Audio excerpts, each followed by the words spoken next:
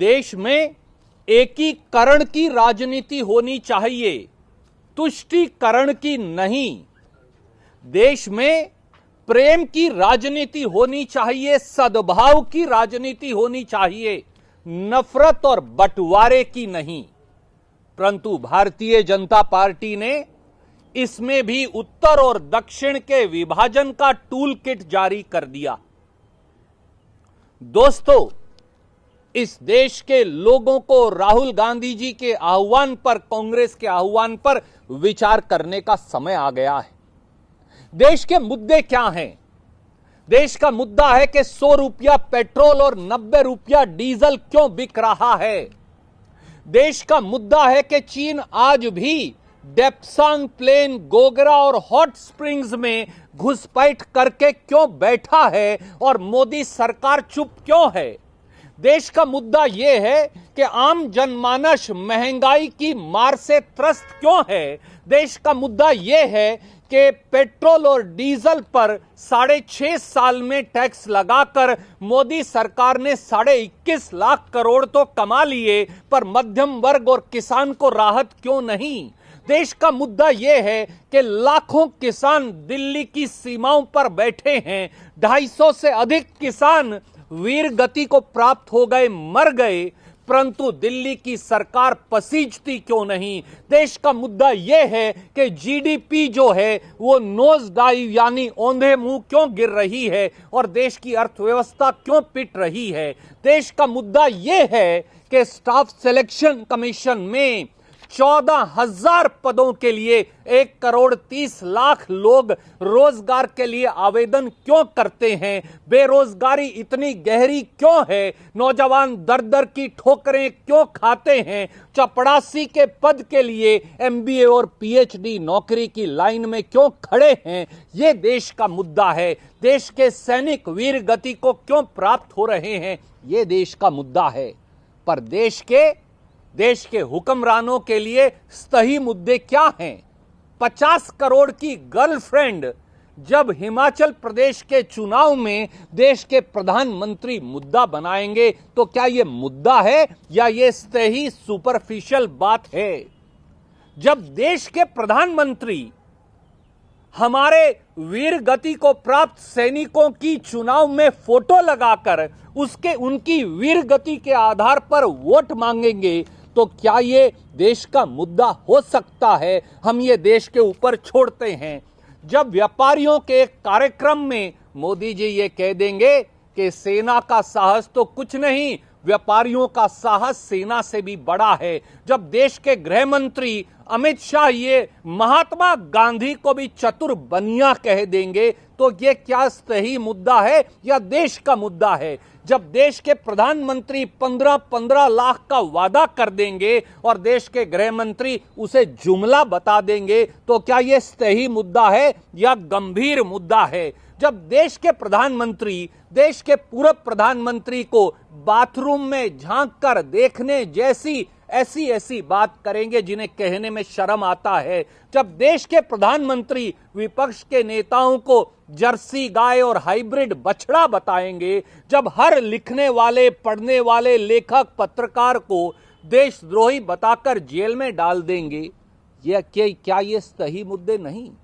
देश के मुद्दे हैं महंगाई, बेरोजगारी, औंधे मुंह गिरी जीडीपी, किसानों की शहादत, हमारे सैनिकों की वीरगति और चीन के द्वारा भारत की सरजमी पर कब्जा। यह आह्वान किया है राहुल गांधी जी ने। ये है देश के मुद्दे। पर इन्हें सुनकर भी जब देश को मुद्दों पर वापसी पर लाते हैं, कोरोना से 1.5 लाख मर गए इस देश के लोग, क्या यह देश का मुद्दा नहीं है। पर देश के स्वास्थ्य मंत्री एक फर्जी दवाई बेचने के लिए पत्रकार वार्ता करते फिरते हैं, ये सही मुद्दे हैं। इसलिए इस देश में गंभीर मुद्दों को वापस लाने की जरूरत है।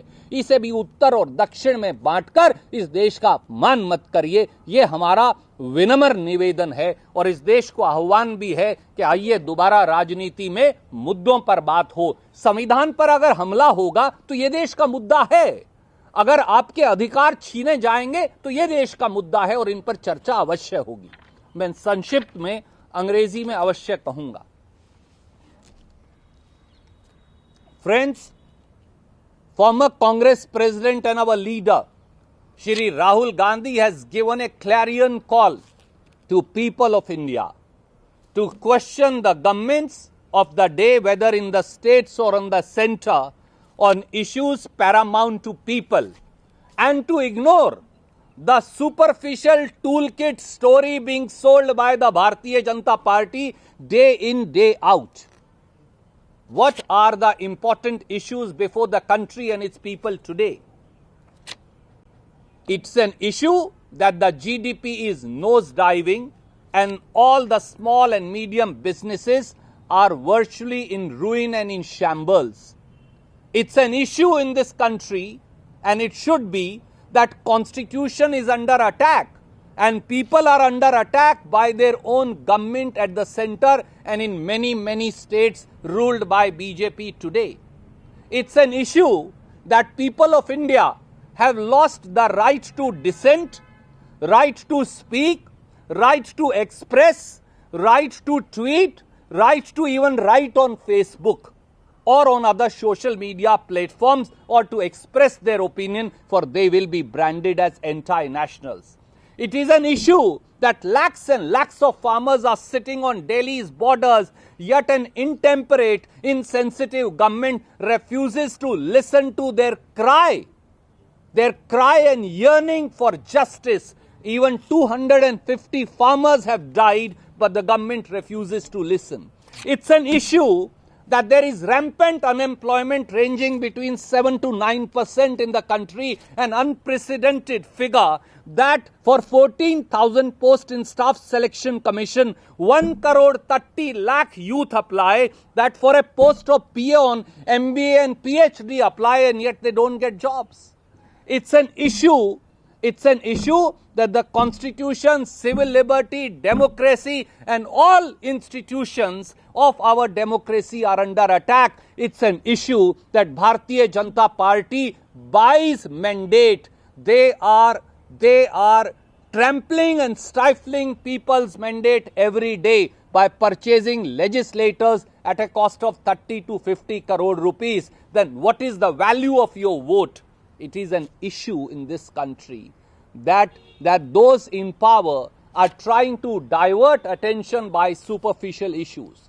May we ask our countrymen today, these are the fundamental issues. It's an issue that China is still occupying Indian territory in Depsang Plains, in Gogra and Hot Springs, yet Prime Minister lives in oblivion and continues to deny altogether.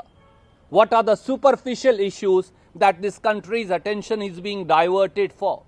Prime Minister Shri Narendra Modi in a Himachal election rally makes 50 crore girlfriend an issue. Can that be an issue? Prime Minister of India in election rallies and in public rallies call leaders of opposition hybrid cow as also bachadas. Can that be an issue? Prime Minister Shri Narendra Modi puts the photograph of our martyrs and seek votes in their names. Can that be an issue? Prime Minister of India Shri Narendra Modi tells the middle class and our girls, our daughters, that they are not properly fed, for they are beauty conscious, and that's why they refuse, and that's why they are anemic. Prime Minister of India encourages dowry by telling that if you have a daughter, then you should grow trees, and once the daughter is of marriageable age, sell those trees and give that money in dowry. Is that not superficiality?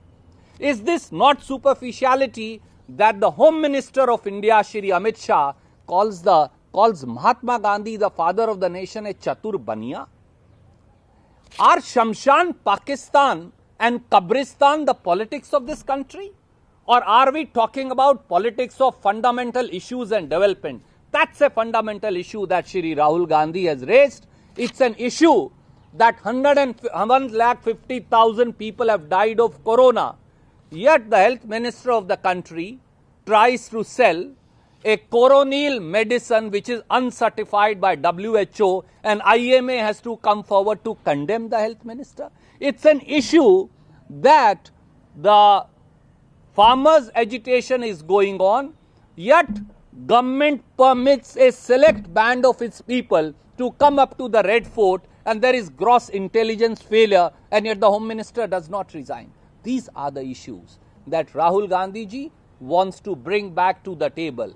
The North-South divide is a toolkit being adopted and sold by the BJP to the news channels and to the public. Let us all rise up and ensure that governments of the day answer on issues and not on superficiality that they are trying to divert our attention to. Any questions, you're welcome to ask.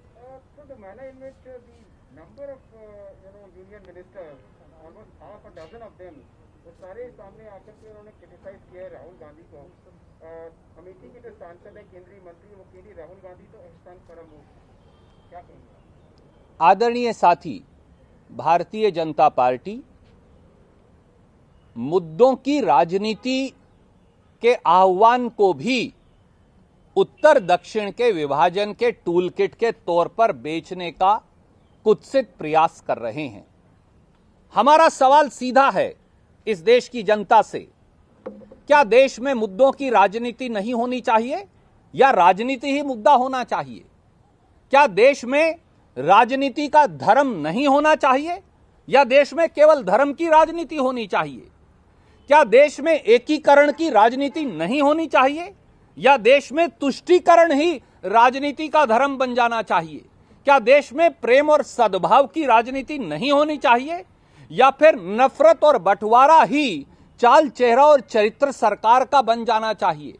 Rahul Gandhi ji ने इस देश में फिर आह्वान किया है कि देश के हुक्मरानों को, सत्ता की अटालिकाओं पर बैठे अहंकारी शासकों को मुद्दों की राजनीति की बात करनी पड़ेगी, रोजगार के बारे में बताना पड़ेगा, किसान क्यों आत्महत्या को मजबूर है बताना पड़ेगा, लाखों किसान की पीड़ा को आप इग्नोर नहीं कर सकते, उन्हें थकाकर भगा नहीं सकते, उसका हल निकालना पड़ेगा. इस देश में जीडीपी औंधे मुंह क्यों गिरी है यह बताना पड़ेगा. देश में चीन घुसकर क्यों बैठा है यह बताना पड़ेगा और प्रधानमंत्री चीन से डरते क्यों हैं यह भी बताना पड़ेगा. इस देश में सही राजनीति अब नहीं चलेगी, मुद्दों की राजनीति पर आना पड़ेगा. एक सवाल सर फिशरीज मिनिस्ट्री को लेकर के है. आप पहले भी राहुल गांधी ने जब कहा था तब भी गिरिराज सिंह ने, स्मृति ईरानी सवाल उठाए थे.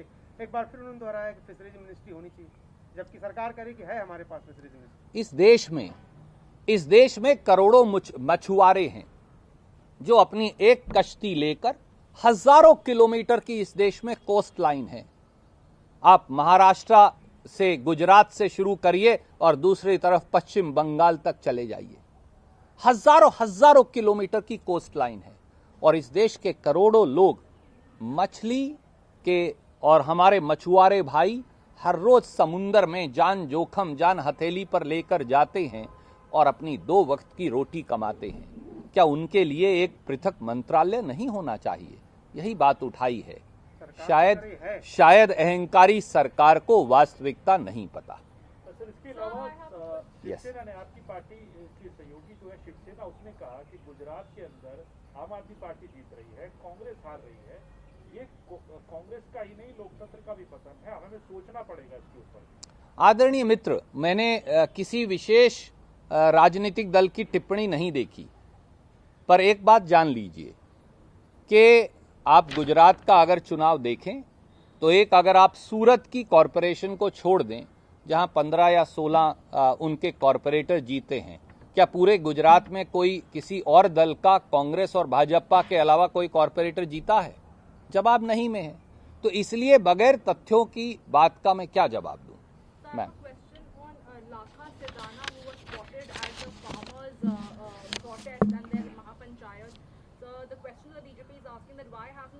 government, the Congress government gone ahead and nabbed him. It's like you are supporting anarchists over here. He's already been booked for creating rampant violence at Red Fort. The Home Minister Shri Amit Shah is responsible for the rampant violence on Red Fort. Who opened the gates of the Red Fort? Who permitted those anarchists to come to the Red Fort? Who opened the streets so that they could come there? Who permitted them to come door after door, all doors were opened so that they can reach any portion of the Red Fort? The Home Minister should have resigned by now or should have been sacked. And why could the Delhi police and the Home Ministry catch them at the spot? Why did they not catch them? Why have they not arrested them? This is a government that promotes lawlessness and is unable to arrest those who are guilty and are blaming Punjab government. Then the Home Minister should abdicate his chair and hand it over to us, for we know how to implement the rule of law. The failure, if any, is of Intelligence Bureau. The failure, if any, is of Delhi Police. The failure, if any, is of central government agencies. How has he been permitted to travel? Why could the Delhi police not arrest him there? Were they not monitoring that he had given a call? Why could they not go and register an FIR there and arrest him on the spot? These are important questions that BJP has no answer to. They can't shed responsibility for law and order and for a crime committed in Delhi, that also in the precincts of the Red Fort, for which Home Minister is personally responsible. If he cannot arrest people, if he cannot arrest culprits, he should resign, for he is too busy using CBI and ED and income tax as puppet agency to persecute the opposition. That is the truth. Thank you. Sir, चीन की एक बात करना चाहता हूं। चीन तो हमारा व्यापार के अंदर इस साल फिर सबसे बड़ा पार्टनर बन गया है, क्या कहना है? आदरणीय साथी, एक तरफ चीन ने भारत मां की सरजमी पर कब्जा कर रखा है। डेप्सांग प्लेन, हॉट स्प्रिंग्स और गोगरा के अंदर तक आकर चीन बैठा है, और दूसरी तरफ मोदी सरकार ने अब चीन को हिंदुस्तान का सबसे बड़ा ट्रेडिंग पार्टनर बना लिया है। खबरें तो यहां तक आ रही हैं कि 25% निवेश अब भारतीय कंपनियों में चीन ऑटोमेटिक कर पाएगा, किसी की इजाजत की जरूरत नहीं। चीन को राहत मोदी जी दे रहे हैं, क्योंकि ना तो वो चीन को लालाख दिखा सकते, ना वो चीन को भारत की सरजमी से पीछे धकेल सकते। सच्चाई यही है, इसका जवाब देश के प्रधानमंत्री को देना चाहिए। नमस्कार, मैं हूं संदीप चौधरी। अगर आपको ये वीडियो पसंद आया हो तो इसे लाइक और शेयर जरूर करें, और हां, हमें सब्सक्राइब और फॉलो करना ना भूलें, ताकि आप देश और दुनिया की कोई खबर मिस ना करें।